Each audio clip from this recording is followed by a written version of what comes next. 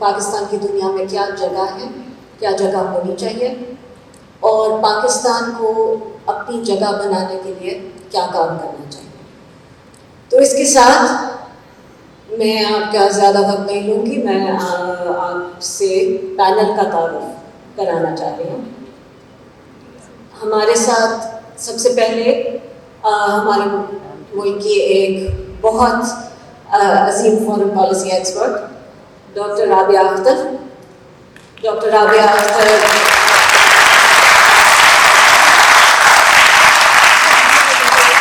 और आप सब लाहौर से हैं तो शायद आपका कभी ना कभी कहीं ना कहीं डॉक्टर राबिया से रब्ता होगा।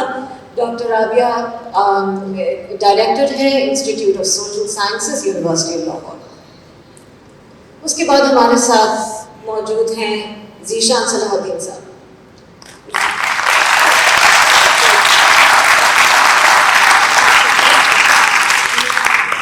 ज़ीशान साहब हमारा एक उभरता हुआ थिंक टैंक है तबादला, जिसको बैनुल अक़वामी सतह पे भी बहुत रिकग्निशन मिल रही है। ज़ीशान साहब तबादला में डायरेक्टर हैं for the centre of regional connectivity. उसके साथ हमारे साथ मौजूद हैं खालिद उमर साहब।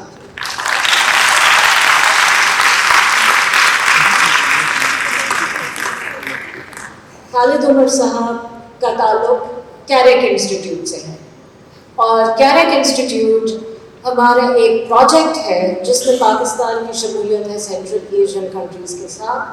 खालिद उमर साहब आज आपको इस प्रोजेक्ट के बारे में बताएंगे और इससे मुतल्लिक़ कितनी अपॉर्चुनिटीज़ हैं। और आखिर में हमारे साथ मौजूद हैं अली सुल्तान साहब।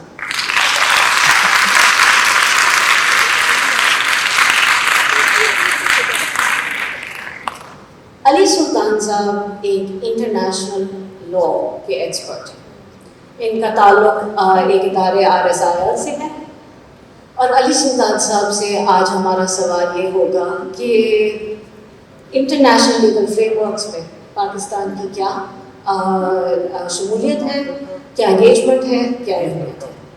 सो इसके साथ हम अपनी पैनल डिस्कशन की शुरुआत करते हैं।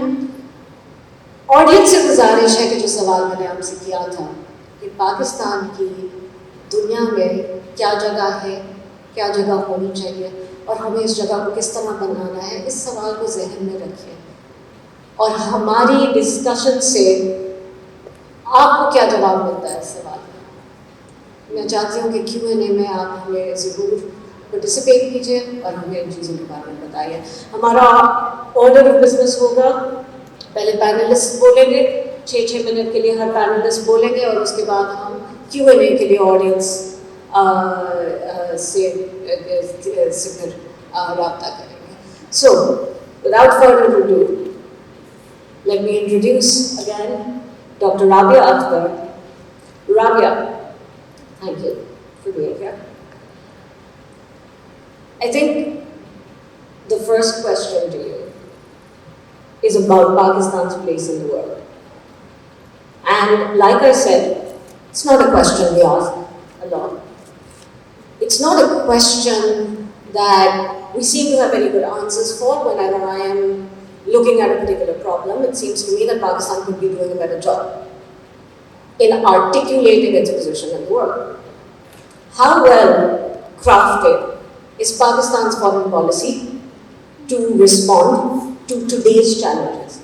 Challenges that we know have grown beyond what solutions nation states can provide within their perimeters. So, in the international global order, how is Pakistan negotiating and navigating these relationships with various regions? That includes the South Asia region, that includes the Far East, particularly China, the Central Asia region, the immediate neighborhood in the context of Afghanistan, Iran, India, and then Europe and the West, and the US, of course. Again, this isn't a comprehensive list. There are many regions that are not covered here, so frame this for us. and set the door. Much, Azima, for your very kind introduction. Assalamu alaikum, everybody. Thank you so much, and this conclave in Punjab Group for hosting this session and having me here along with the stellar panel. So it is not an easy question. And I, as an academic, as a citizen of Pakistan, have been grappling with this question for a very, very long time.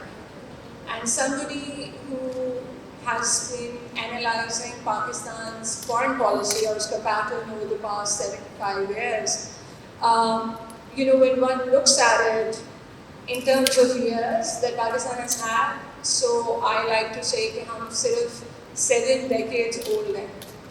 So when we are only 7 decades old, so उसके अंदर बहुत सारी experimentation हुई है over a period of years. लेकिन उस experimentation में भी, if we were to now chart out 75 years, the next 75 years for Pakistan, do we have a blueprint? Are we sitting down and are we saying that these are the strategic priority areas for Pakistan?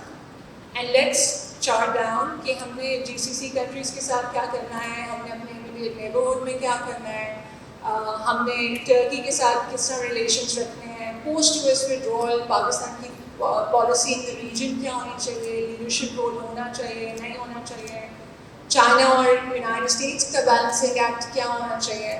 So sadly, the situation with Pakistan's foreign policy is that it is more ad hoc.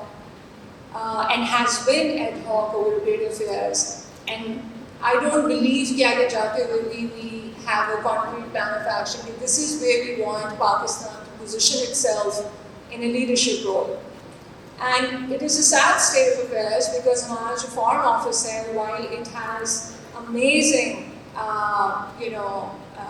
diplomats who have represented Pakistan in various challenging areas and regions, they are understaffed as foreign office, so they do the ad hocness. And so every day there is an agenda item that needs to be dealt with because sadly Pakistan, for good or bad reasons, is never out of news.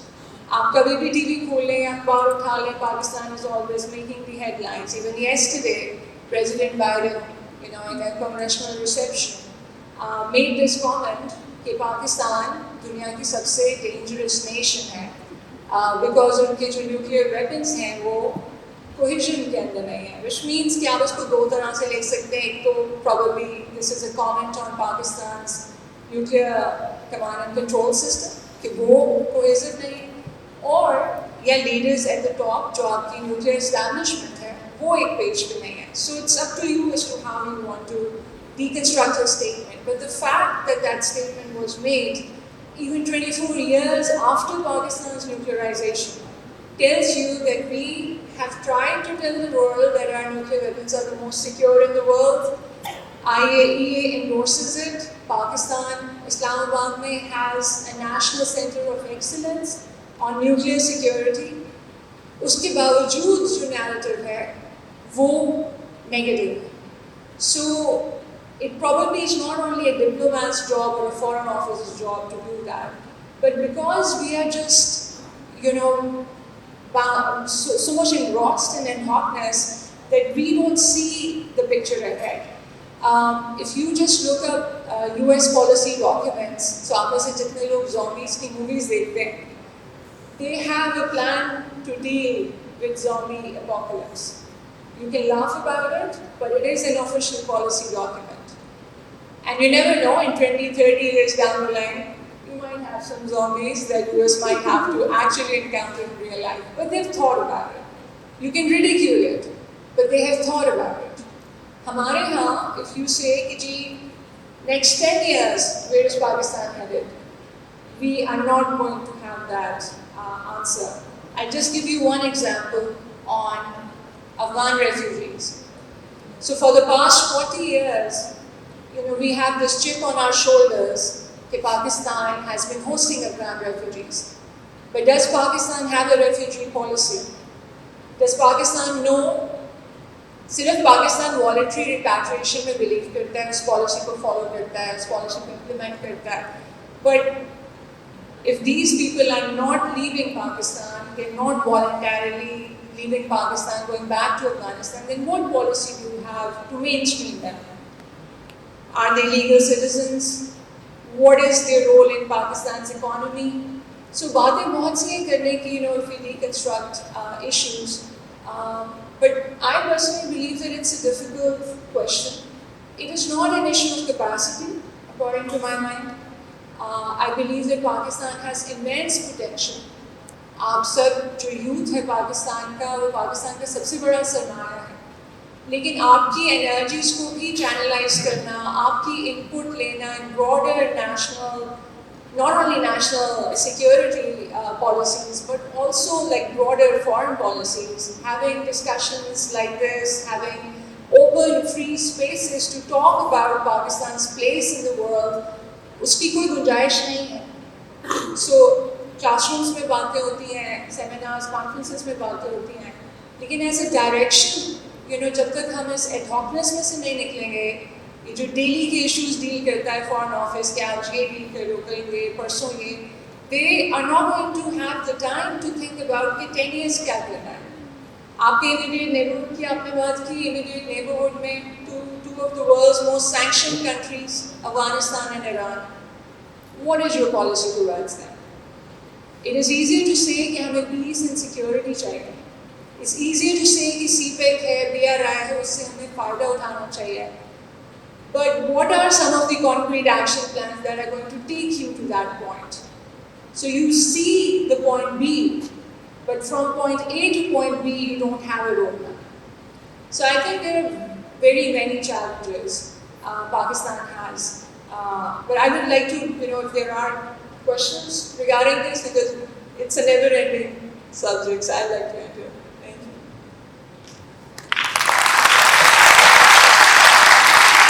Thank you. And I think that you posed some very interesting questions, and especially about the ad hocness. यानी कि हमारी foreign policy शायद काफ़ी reactive है. दुनिया में क्या हो रहा है, हम उस पर रिएक्ट करते हैं. क्या हमारे पास एक स्ट्रेटेजिक विजन है? क्या हमारे पास एक कोहेरेंट स्ट्रेटेजिक विजन है जिसके तहत जिसकी बिना पर हम फॉरेन पॉलिसी बना रहे हैं, और फॉरेन पॉलिसी का जो डेली काम है वो उस विजन को प्रमोट कर रहा है या उस विजन तक हमें लेके जा रहा है. लेकिन आपने आज जो बात की इमीडिएट रीजन की, इमीडिएट नेबरहुड की, तो जीशान मैं आपके पास आती हूँ. And feel free to speak in any language. Can you talk to us a little bit about how challenging the situation in Afghanistan over the last 20 years has been for Pakistan? Particularly, for me, one of the most irksome issues in trying to explain Pakistan and helping Pakistan find space has been trying to present Pakistan as something other than AFPAC, right? So Pakistan is its own story of now 230 plus million people, its own diversity, its own history, yet we rarely get to present ourselves or have the opportunity to be perceived outside of AFPAC. So let's talk about Afghanistan, Zishan. Thank you. Yes. Thank you, Azima. Assalamu alaikum, everyone. My favorite topic, of course. Pakistan, as you know, बहुत सारे regions का हिस्सा है. We're part of CARIC, we're part of SEO. Sometimes we're considered part of MENA, which is a little strange, but it is what it is. SARC, South Africa. We've been a frontline ally for the US in the war in Afghanistan 20 साल से. हम CENTCOM का हिस्सा रहे हैं, which is the way the US military sort of looks at this particular region. But like Azima said, I don't think that it's possible for us to talk about Pakistan without really addressing both the challenges and the opportunities that exist as far as Afghanistan is concerned. I was in Islamabad just a couple of weeks back, और एक साहब थे जिन्होंने बड़ा interesting जुमला कहा. उन्होंने कहा कि हमारे जो neighbors हैं, जो हमारा land border है, 91% of that land border is hostile neighbors. So think about that from a foreign policy perspective, for just a second. As a country, what that actually means है, अगर आप समंदर को बीच में से निकालते हैं, तो 91% आपके जो borders हैं, वो आपके जो neighbors हैं, वो आपको पसंद नहीं करते। और अफगानिस्तान के बारे में I think बात करना important है from a range of different perspectives. The most important among them, in my view, is infrastructure connectivity, and then second to that is interdependent market access. Afghanistan darmiyan mein, it's called the heart of Asia for a reason. It has the potential to connect with GCC, with the Far East. It has the potential to connect with Central Asia, with South Asia. It's just the central location through which a lot of these sort of infrastructure projects, energy projects, connectivity projects, services projects can pass through. और एक सवाल जिससे हम we're grappling with is also now is the sequence of events कि अफगानिस्तान में जब security आएगी तो तब चीजें बेहतर होंगी और इकोनॉमिक एक्टिविटी बढ़ेगी, या इकोनॉमिक एक्टिविटी आएगी तो उसकी बिना पे सिक्योरिटी आएगी, या it's actually a mix of the two. Maybe you need to start with border communities, build them up, and so on and so forth. But these are larger questions. As far as Afghanistan is concerned, I think, speaking of foreign policy, and I don't intend to wade into Dr. Rabia's territory because she's far more capable than I am. But I think आज अक्टूबर 15 है आज. It's been exactly 14 months since the Taliban have taken over Afghanistan, and things have not gone to plan as far as the very limited ad hocish foreign policy that Pakistan had in place. I think a lot of things have gone wrong. तीन चार बड़ी चीजें हैं. The first among them is the issue of the Iran one. I think that's something that Afghanistan has flagged again and again. In fact, Mujahid very recently stated that ये जो border fencing हो रही है, it's like breaking up a nation. When he says nation, he's not speaking about Afghanistan or Pakistan. He's actually speaking about the Pashtuns, which is the central sort of ethnic group that is leveraged to make the case for how the border region needs to remain porous, and there doesn't need to be a fence, and there doesn't need to be a border. The other major issue is, of course, that of facilitation, housing, as well as support for the TTP. The TTP, as you know, पिछले 7 से 8 साल में पाकिस्तान में से उनको काफ़ी ख़त्म किया गया है operations करके, but they have not found a new home inside of Afghanistan. By one estimate, there are close to 5,000 TTP fighters inside of Afghanistan, and they're primarily in the provinces, Khost में, Kunar में, जहाँ पे आपके हक़ानी network का जो ज़्यादातर influence है वो वहाँ पाया जाता है. और तीसरी बड़ी issue जो बीच में से निकल आई है वो ये है कि क्योंकि कोई भी मुल्क पूरी दुनिया में does not recognize Afghanistan as a nation, does not recognize the interim IEA government as legitimate, they are willing to engage with anyone, और उस engagement में जो उभर के एक बहुत बड़ा मुल्क सामने आ रहा है, that is India. And of course that's always going to be a problem for Pakistan from a wide variety of perspectives. Principal among them the fact कि अब जिन 16 ममालिक का कॉन्सेप्ट वहाँ पे खुल रहा है उनमें से इंडिया भी है, और इंडिया ने अब ये भी उनको वहाँ पे ऑफर किया है कि आपके जो फाइटर्स हैं, जो आपके पुलिस फोर्सेस हैं, मिलिट्री फोर्सेस हैं, उनकी ट्रेनिंग भी हम आपको करके दे सकते हैं.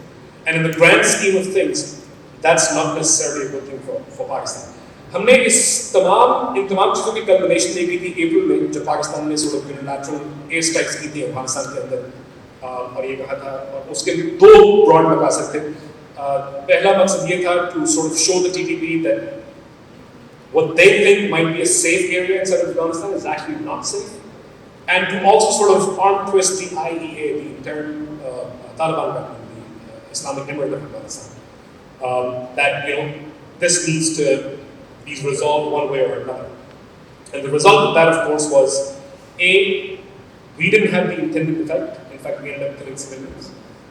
And B, उसके साथ जो negotiations शुरू हुई, those negotiations seem to have completely stalled and not gone anywhere. Now, take these three factors and couple with them a couple of other smaller, not smaller things, major things that are not necessarily bilateral between Pakistan and Afghanistan. और उसमें आपकी जो principal cheese, of course, आती है, that is girls' education, which has now become a global issue, and it's a central issue around which a lot of the conversation is based. And the second major problem is inclusivity of government, and that the Afghan Taliban are not interested in bringing aboard anyone that is not a stalwart, जो उनका पुराना साथी नहीं है, उनका साथ देने वाला नहीं है. So द पॉइंट बीइंग कि पिछले 14 महीनों में हमारे लिए तो एक बहुत बड़ा मसला खड़ा हो गया as far as Afghanistan is concern. हमारा ख्याल ये था कि 15 अगस्त 2021 के बाद, और उस दौरान I'm sure Razina you remember बहुत सारी ट्वीट्स भी हुई थी कि जी हमने एयरपोर्ट बहुत बड़ा कर दिया, और हमारा ख्याल ये था कि having a favorable government in Afghanistan would improve things and allow us to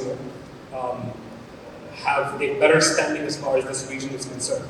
But I think the reverse of that has happened, and if anything, one of the arguments made is कि जो पुरानी चीज़ थी जो Ambassador Richard Olson ने बनाई थी कही थी एक पॉइंट पे कि पाकिस्तान की स्ट्रेटेजिक डेप्थ है वो उल्टा हो रहा है, स्पेशली थ्रू टीडीपी, जिनकी डिमांड में से एक डिमांड ये भी है कि अब आप फाटा को जो है बेसिकली वापस करके तो टीडीपी के आप हवाले दें। So serious problem. It also lies at the intersection of a lot of other issues that Pakistan faces regionally and globally. Principal among them हमारा जो इस ongoing climate crisis है, जो हमारे devastating floods अभी आए थे, plus the very serious economic crisis that exists. And I would very much agree with the earlier statements that you made in that हम इस किस्म की existential crisis में वोट में फंसे हुए हैं, वो जो long term strategic vision और thinking और planning है वो भी exist करती है, और उसको create करना, उसकी space create करना हमारे लिए बहुत ज़रूरी है। There's a range of solutions we can deploy. They are very broad, and maybe I can get into more in the Q&A session. But I think I'll actually stop here with the other panelists.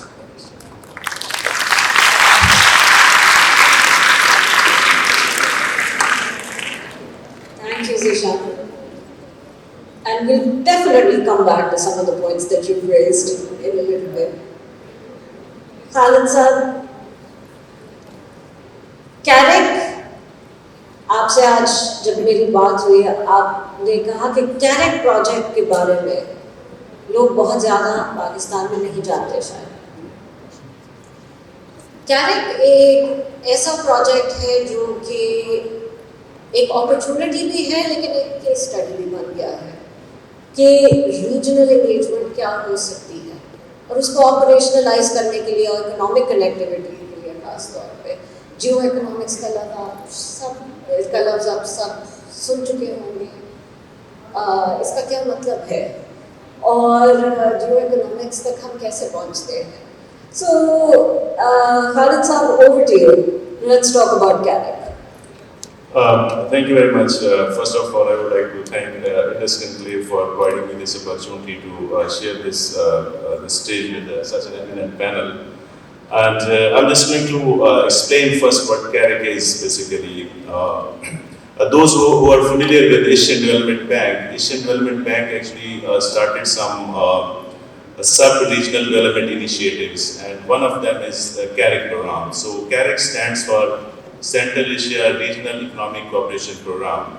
So CAREC program has 11 member countries. Pakistan is one of them, and other member countries are Afghanistan, China, Mongolia, Kazakhstan, Turkmenistan, Kyrgyz Republic, Tajikistan, Uzbekistan, and from South Caucasus there are 2 more countries, Azerbaijan and Georgia. So these 11 member countries comprise the CAREC program. And this program is supported by the Asian Development Bank and 6 other development partners like World Bank, IMF, Asian Infrastructure Investment Bank, the European Bank for Reconstruction and Development, Islamic Development Bank, and United Nations Development Program, the UNDP. So CAREC program has 5 priority areas, 5 priority clusters on which they work with these member countries. And if we look at the investment portfolio that the CAREC program has provided to these member countries, it started in 2001, and since 2001, $41 billion of investment has gone to these member countries. And of that $41 billion, roughly 75% went into improving infrastructure in member countries. That infrastructure includes improving our road networks, our railway networks, our energy infrastructure. And the remaining investment has gone to improving the trade facilitation and the energy sector development in these 11 member countries. And if we look at Pakistan's position in the CAREC program, Pakistan is the largest country in terms of population in the CAREC program. Why I'm saying Pakistan is the largest country, although we have China in the program, but all of China is not part of CAREC program. China has two autonomous regions, Inner Mongolia Autonomous Region and Xinjiang Autonomous Region is part of the CAREC program. So we can say that Pakistan is the largest country in terms of population in the CAREC program, and is closely followed by Afghanistan and Uzbekistan as the second and third largest countries in the region. And if we look at the economy of this region, Kazakhstan is by far the largest economy in the CAREC region.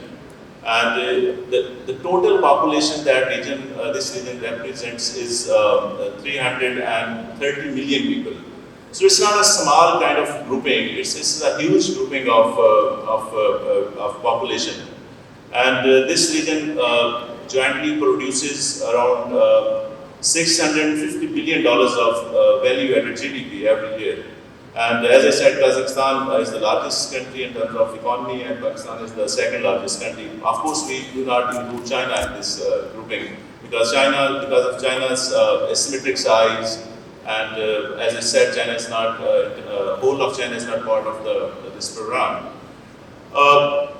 So if we see what Pakistan has gained from this being part of the CAREC program, Pakistan joined CAREC program in 2010.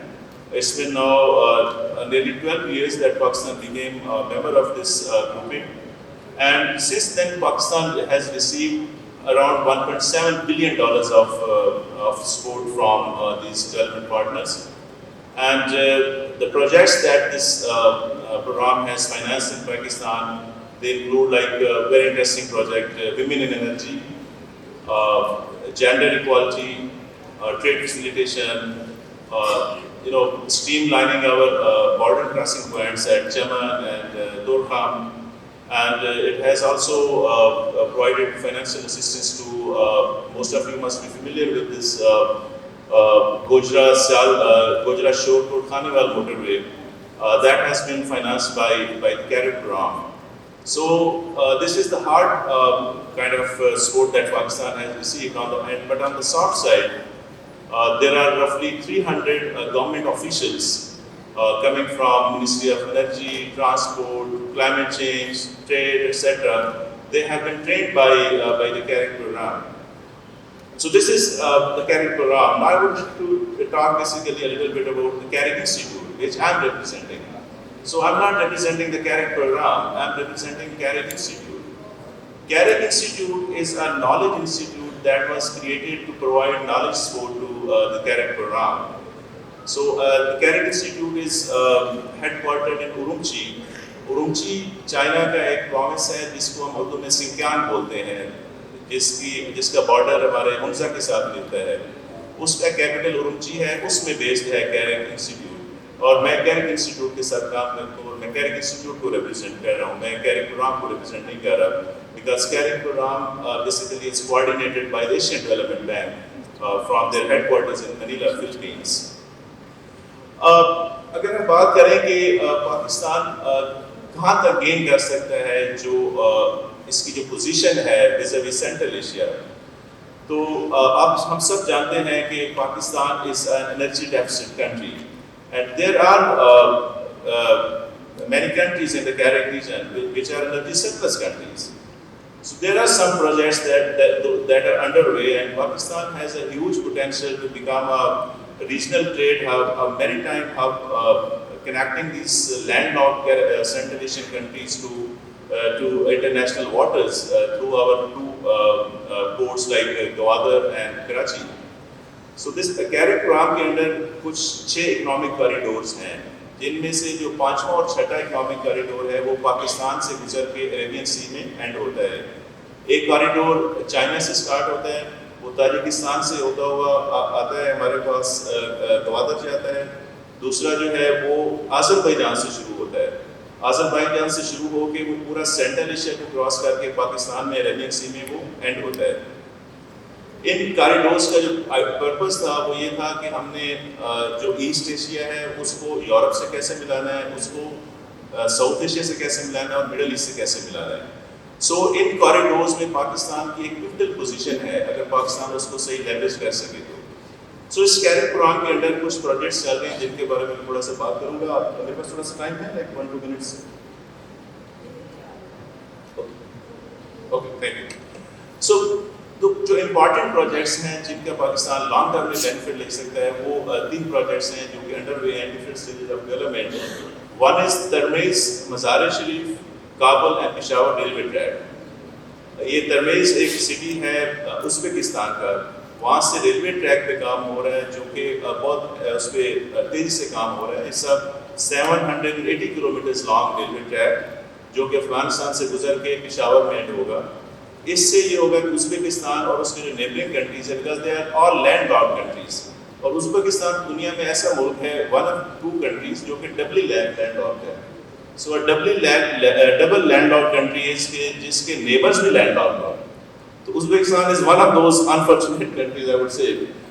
तो उस पे काम हो रहा है जो अगर ये अफगानिस्तान की जैसे निशान साहब और डॉक्टर राबे साहब कह रहे थे कि अफगानिस्तान में सिचुएशन बेहतर होती है तो प्रॉब्ली ये प्रोजेक्ट फास्ट ट्रैक पे आ जाएगा। दूसरा एक प्रोजेक्ट है जिसको बोलते हैं CASA 1000। CASA stands for Central Asia South Asia. So 2 countries कैरिक रीजन की, किर्गिस्तान और ताजिकिस्तान, उनके पास ह्यूज पोटेंशियल है हाइड्रो पावर का, लेकिन वो सीजनल पावर है जो गर्मी में सिर्फ हमें मिल सकता है। और आपको पता है पाकिस्तान में इतना एनर्जी क्राइसिस होता है गर्मी में, और इंडस्ट्री शटडाउन, हमारे पास घरों में प्रोवाइड करने के लिए बिजली नहीं है। इस प्रोजेक्ट पे 50% काम हो चुका है। Through this project 1300 megawatt energy will be transported to Pakistan in the sweltering summers of Pakistan। और ये it's a unique example of cooperation between Kyrgyz Republic, Pakistan, Afghanistan and Tajikistan. तीसरा बड़ा इंपॉर्टेंट जो प्रोजेक्ट है वो टापी है, जिसको हम बोलते हैं तुर्कमेनिस्तान, अफगानिस्तान, पाकिस्तान और इंडिया। इस प्रोजेक्ट के through 33 billion cubic metres of gas will be transported all the way from Turkmenistan through Afghanistan, Pakistan, ending up in India.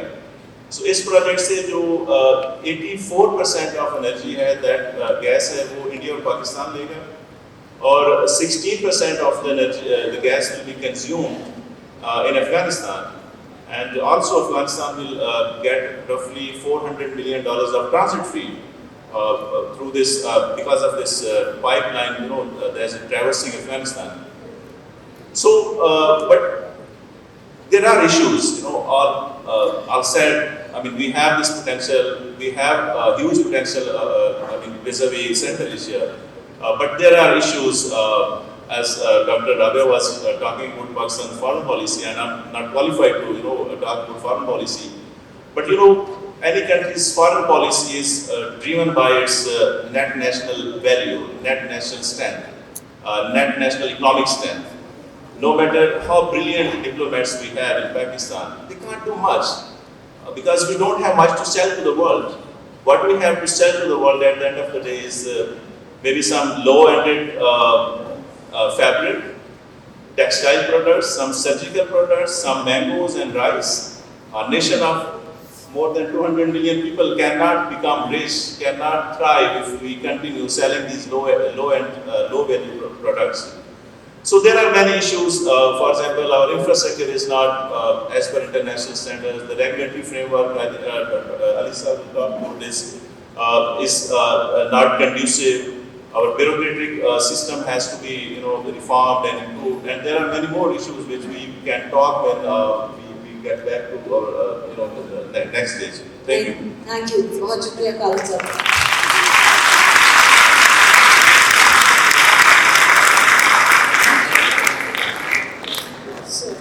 अब हम आते हैं अपने फाइनल स्पीकर अली सुल्तान साहब के पास। अली साहब, from the perspective of international law, please give us a bit of a brief on what work Pakistan has done. Where does Pakistan stand in engagement with international legal frameworks? And is that engagement in fact connected to and reflected well in our foreign policy? If so, where? If so, please tell us where, and if not, where are those gaps? Over to you. Thank you. Thank you, Azima, for the introduction, and thank you, Punjab Group, for putting together this in this conclave. Now, as far as international law is concerned, there are lots and lots of commitments that Pakistan owes to the rest of the global community. Whether those commitments are flowing in the form of treaties or binding agreements on Pakistan, and those could be in any area that you can possibly conceive: trade, investment, security-related treaties, and so on and so forth. And then, of course, there is this whole world of multilateral global governance frameworks which Pakistan is a part of, whether that is the IAEA, which is relevant for the nuclear domain, or whether it is the World Trade Organization, which is relevant for international trade, whether it is International Center for the Settlement of Investment Disputes, which is relevant for investments, and so on and so forth. Then we also have bilateral commitments with different countries in the region, as well as in the immediate region, as well as in the rest of the world. So when we think of the whole expanse of Pakistan's international law commitments, it's massive in scope, if you will. So now Pakistan ideally should position itself as a responsible state which is respectful of its international law obligations. A responsible state which is respectful of its international law obligations. Now let me give you a few examples where, by not fully complying with our international law obligations, Pakistan has suffered. One of those areas is the Financial Action Task Force, where for many years we've been on the FATF grey list. And one of the reasons why we're on the FATF grey list is because we weren't fully able to harmonize our internal national laws with our international law commitments. But I'm pleased to say that the government has made a whole of government effort in the last 2 years, a very serious, sincere effort to get off the grey list, and hopefully in a week or so we should be able to exit the grey list because we have now satisfied all the technical requirements. But this is a recurring obligation in Pakistan. It's not going to end after a week. So we should, continuing into the future, moving into the future, we should try our best, even though we have limited capacity when it comes to international law in the government sector. But there are a few think tanks, there are students who are interested in international law. So together we can form this ecosystem. Let's call it an ecosystem of lawfare, which is strategic use of international law to advance one's foreign policy interests. So I would like to see international law capacity being boosted both in the government as well as in different educational institutions and think tanks. So that's basically, international law and how Pakistan should approach international law. Also, when it comes to our strategic communication or our narratives that we advance in front of the whole world, the more our narratives are couched in the language and idiom and phraseology of international law, the more receptive the rest of the world will be to that narrative. I'll just give you an example. Just a few days ago, at the United Nations General Assembly, there was a resolution that was passed, and the resolution condemns the annexation of eastern Ukrainian regions by Russia. Pakistan at stake because Pakistan has a principled position, principled foreign policy position, that it does not want to be a party to any blocs. But in the explanation mode, Pakistan explained that the case of Indian occupied Jammu and Kashmir is very similar to the case of Russian annexation of Eastern Ukraine. And the world community needs to treat both situations alike. Otherwise, there will be no credibility. So that is one example where we use the language of international law to rightfully seek the attention of the global community. So let's hope that we get some traction on this. Now, just a couple of points that I would like to make, and perhaps endorse if they've already been stated. Look, we've been having this debate about foreign policy, ad hocism, and so on and so forth. That's true. But I should like to remind you that just last year, the Pakistani government undertook this initiative of drafting our first national security policy, which is going to be in force from 2022 to 2026. And that is a strategic document which talks about regional partnerships, development partnerships, and places geoeconomics at the heart of policy making. Because at the end of the day, as Umar Saab rightly pointed out, foreign policy begins at home. If we are internally divided, if we are bickering internally, and if there is so much toxicity in our political system, it's obviously going to have a knock-on effect on our foreign policy and also in terms of realizing our true economic potential. Because, look, this isn't rocket science. If you want to be influential in the world, in the community of states, you need to be an economic stronghold.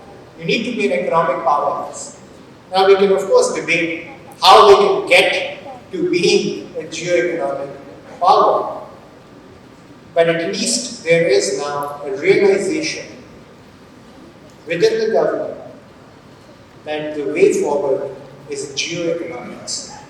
So let's hope that that we can keep marching ahead on that front. The other thing is that there are certain external factors that also determine Pakistan's position in the world.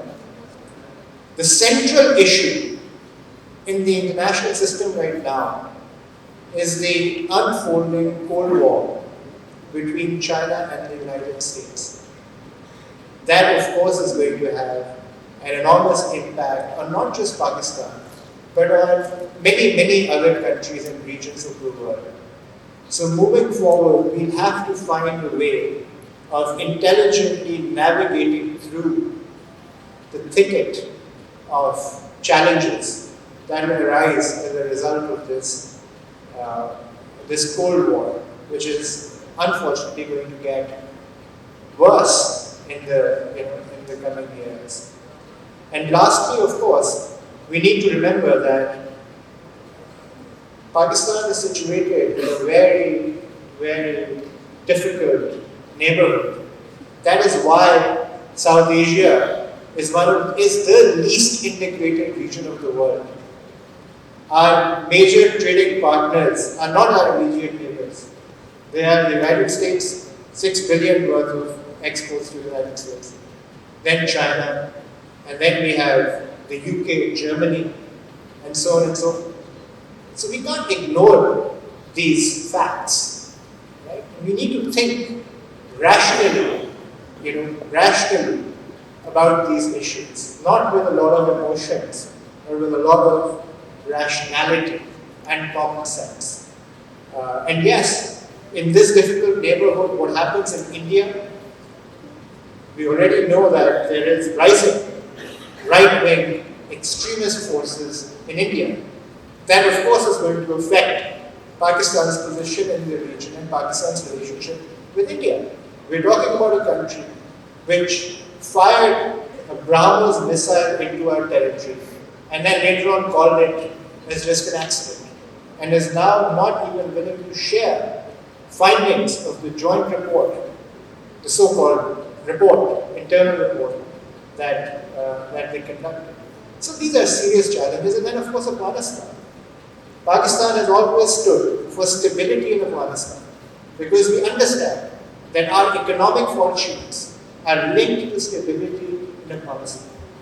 So these are some of the things that I thought I should share with you, and we can move forward in the question and answers. Thank you.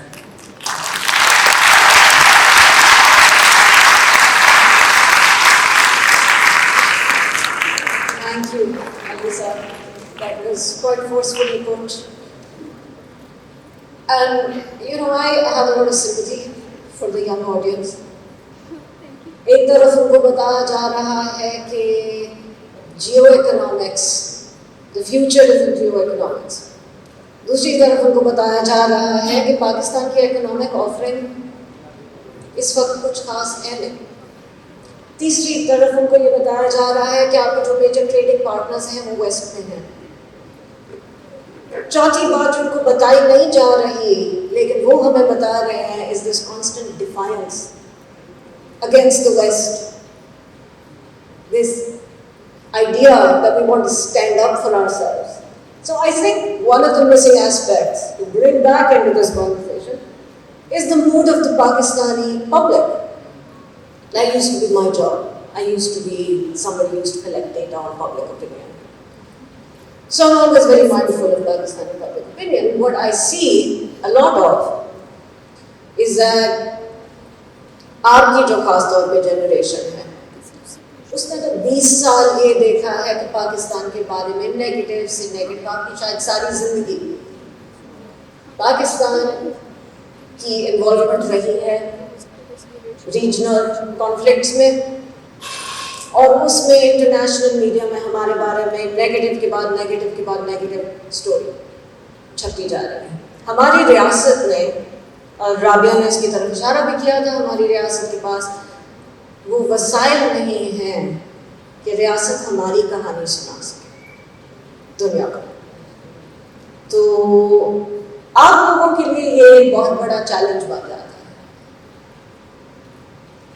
Ali साहब ने बहुत एक clear बात की जो राबिया ने शुरू में मिसाल दी थी कि बाइडन साहब ने एक स्टेटमेंट भी दी है जिसमें उन्होंने कहा है कि Pakistan is the most dangerous nuclear state without any cohesion, right? Cohesion का मतलब social solidarity, social conflict बहुत ज़्यादा है internal. ये नई कहानी, ये पुरानी कहानी है पाकिस्तान के बारे में जो हमें पाकिस्तान के बाहर से लोग सुना रहे हैं. लेकिन क्या हमने अपनी कहानी सुनाने की कोशिश की है कि नहीं? तो डिफायंस तो मुझे नजर आ रही है पाकिस्तान के यूथ की, लेकिन मैं बार बार उनको ये कहना चाहती हूँ कि बेटा defiance is a mood. Defiance is a mood, it's not a strategy. और बार बार जब भी आप कोशिश करते हैं कुछ करने की यहाँ, तो आपको कहा जाता है बेटा वो काम छोड़ो, नेशनलिज्म पे काम करो. और ये एक दौर है मल्टीपल आइडेंटिटीज का. तो ठीक है आपकी नेशनल आइडेंटिटी है, लेकिन आपकी एक एक्सनिक आइडेंटिटी भी है, आपकी एक माइक्रो आइडेंटिटी भी है, लेकिन उसके साथ आपकी एक ग्लोबल आइडेंटिटी भी है. तो बेटा नेशनलिज्म पे काम करो, लेकिन इंटरनेशनलिज्म पे भी आप काम करो. और उसके लिए ये सारी कॉन्ट्रडिक्टिंग रियलिटीज जो हमारे पैनलिस्ट ने हमारे सामने डाली है वो आपको एक साथ समझनी पड़ेगी, और इनका ये जो एक पजल है ये किसी तरह फिट करना पड़ेगा, क्योंकि आज हर पैनलिस्ट ने सच बोला. तो इतने मसाइल को आप इकट्ठे कैसे लेके चलेंगे? अगर ऑडियंस की तरफ से एक दो क्वेश्चंस हैं तो हम अभी ले सकते हैं, हमारे पास वक्त है हमारे panellist, because you are the only one I can see because of this lighting. बोलिए.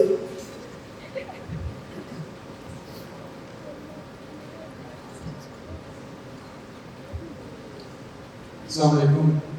My name is Naseem. I am the student of Government College University, Lahore. My question is from Madam Dr. Rabia Akhtar. Madam आपने जो coat किया president Biden साहब का कि Biden साहब ने आज जो स्टेटमेंट दी है नेशनल कोहेजन और जो एटॉमिक कंट्री है Pakistan, like Pakistan is a very dangerous country. तो मैम अमेरिका ने बार बार सारी दुनिया में अगर हम देख ले और 90+ कंट्रीज में अमेरिका ने मिलिट्री इन्वॉल्वमेंट की है। जॉन एफ कैनेडी ने यूथ फंड को स्पॉन्सर किया, प्रेसिडेंट निक्सन ने यहिया खान को स्पॉन्सर किया, रेगन ने जनरल जिया को स्पॉन्सर किया और जॉर्ज डब्ल्यू बुश ने मुशर्रफ को स्पॉन्सर किया। और बिहाइंड द कर्टन जो कि डिक्टेटरशिप को सपोर्ट कर रहे थे। इसी तरह लैटिन अमेरिका और साउथ अमेरिका की भी अमेरिका यूनाइटेड स्टेट्स ने लाइक इन गुतमाला, इन वेनेजुएला, बेटा सवाल, यस सर, सवाल। ओके, इन पनामा अमेरिका ने मैसेज कर दिया सारी दुनिया में। तो क्या हम कह सकते हैं कि अमेरिका है जो सबसे ज्यादा डेंजरस और सबसे ज्यादा रॉ स्टेट है? हम कह सकते हैं कि अमेरिका सबसे ज्यादा डेंजरस स्टेट है। और अगर मैं दूसरा सवाल जिशान साहब से कर सकता हूँ, एक 20 सेकंड दे दो। अच्छा, तो आपने टीटीपी की बात की कि टीटीपी, तो मैं क्या कह सकते हैं कि टीटीपी जो है ये हम कह सकते हैं कि नॉन स्टेट एक्टर्स है पाकिस्तान के, लाइक दे आर जो अफगानी नेटवर्क है अफगानिस्तान का, वो जो शियाज जो स्कूल्स है मकतब है उनको टारगेट कर रहा है। और मैंने अपनी आंखों से देखा हुआ कि टीटीपी के जो लीडर्स हैं वो साउथ वजीरिस्तान में आर्मी कैंट से निकलते हुए मैंने अपनी आंखों से देखा। समझ आ गया। Thank you so much. Secretary Nazrul TTP. so much for your question. हम बिल्कुल कह सकते हैं कि यूएस इस दुनिया की सबसे डेंजरस कंट्री है, but the fact is कि यूएस एक सुपर पावर है। so जब हम ऐसी स्टेटमेंट्स, हिस्ट्री हमारे सामने है, अपनी हिस्ट्री ऑफ वॉर्स है, इस पूरी दुनिया में उनकी प्रेजेंस है, मिलिटरीली इकोनॉमिकली स्ट्रॉन्ग है, इन्फ्लुएंस करते हैं वर्ल्ड ऑर्डर को, वर्ल्ड इंस्टीट्यूशंस को, वर्ल्ड बैंक को, IMF को।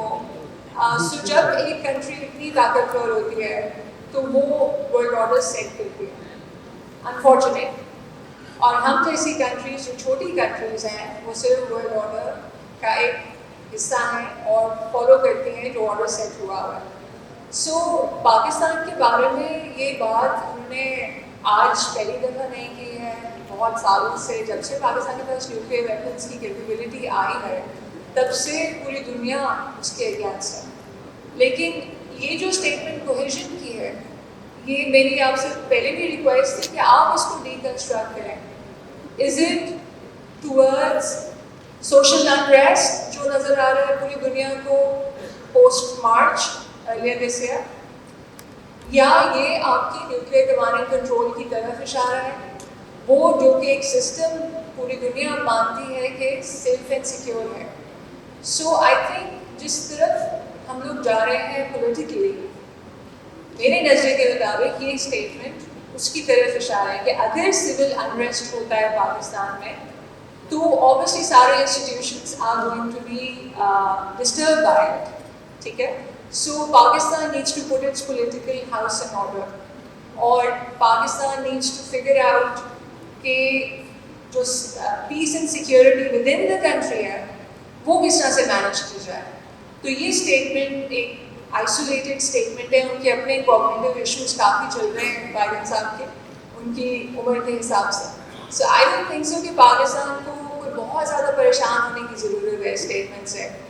We have a lot of endorsements out there which say कि पाकिस्तान का ओवरऑल जो सेफ्टी एंड सिक्योरिटी का न्यूक्लियर निज़ाम है दुनिया में सबसे बेहतरीन है। सो ये इशारा पॉलिटिकल इंस्टेबिलिटी की तरफ। थैंक यू जी, और इसका जवाब अली सुल्तान साहब ने भी दिया है। एक न्यूक्लियर केपेबल मिसाइल किसी और फौज की लापरवाही या अनप्रोफेशनलिज्म की वजह से पाकिस्तान में गिरा है, और उस माहौल में अगर फिर भी एक दूसरा मुल्क रिकग्नाइज नहीं हो रहा एज ए डेंजरस कंट्री, तो ये हमारी PR का कसूर है.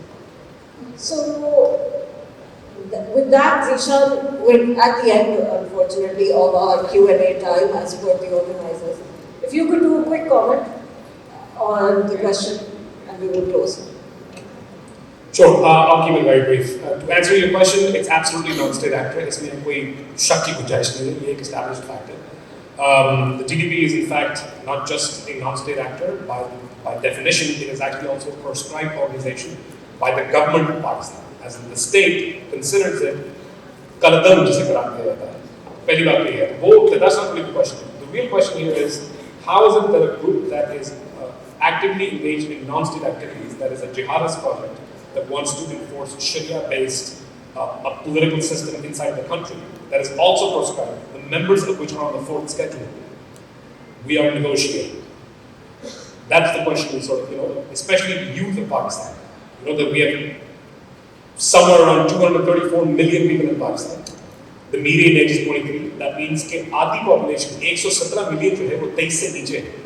और youth को इसके बारे में थोड़ा सा सोचना चाहिए, especially as far as this particular point is concerned. क्योंकि and here, as far as I'm concerned, हमारे लिए everything that is happening with TTP has to end with one simple solution, and that is the complete disbandment and disarmament of that. That's it. हमारे लिए और कोई option नहीं.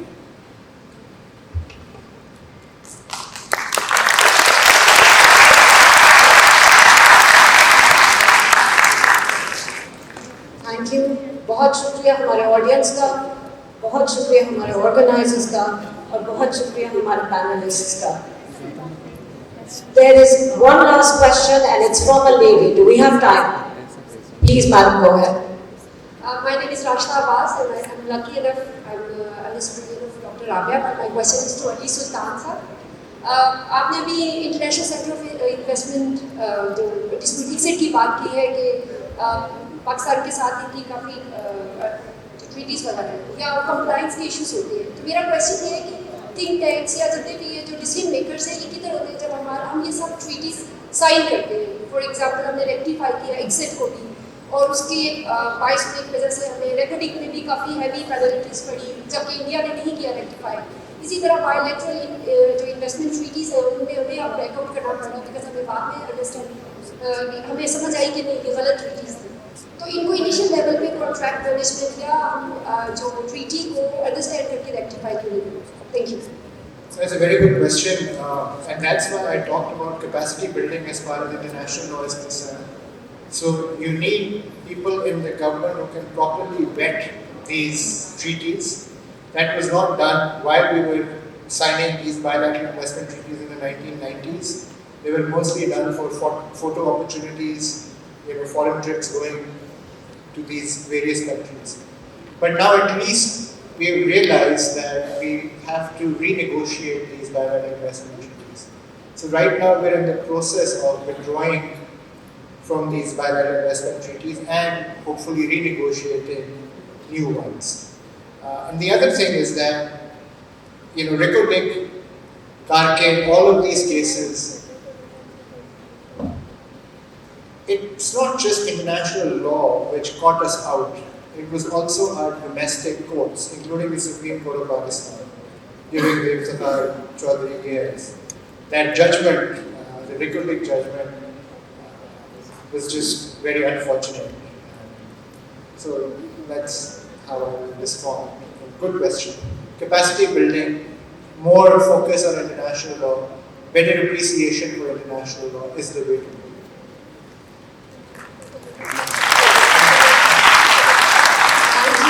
For that very practical answer. I see some other hands, but I hope that the panelists will stick around and maybe the people who want to ask those questions will ask them directly. But that concludes the time for our panel. Thank you very much for your participation.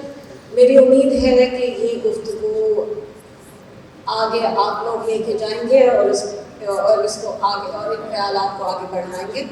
So thank you very much to the Punjab group, and we hope for the next rendition of the Indus Conclave. मेरा नाम अजीमा चीमा है. मेरी तरफ से आपका बहुत शुक्रिया और खुदा हाफिज़.